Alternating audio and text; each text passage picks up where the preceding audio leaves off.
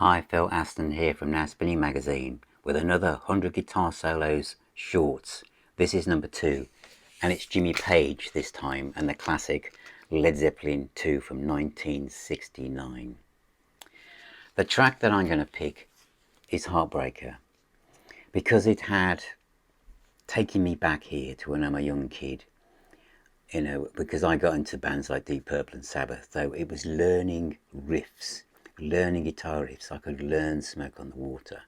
I could learn Paranoid. What was I going to learn from Led Zeppelin?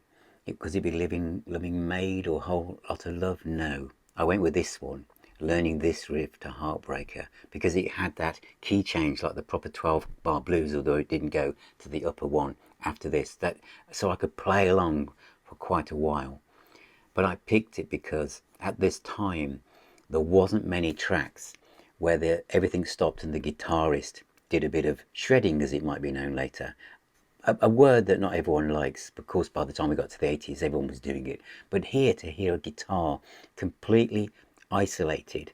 A year later, we might have had The Warning and Wicked World by Tony Iommi. Of course, Blackmore would do something similar, You Fool No One, in 1974. But here was Jimmy Page, completely and utterly on his own, just him and his Gibson Les Paul. At that 2-minute mark, it sounds angular, angry, but a real fantastic sound, isn't it, coming out of that guitar. But I feel that when we reach the 3-minute mark and the band come back in and Bonham and John Paul Jones come racing in behind it, that's when the fluidity of Jimmy Page's playing really comes together in this track.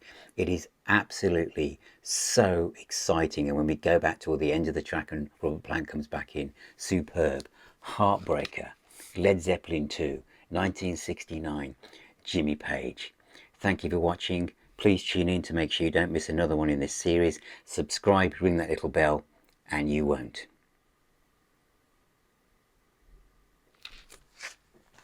Okay.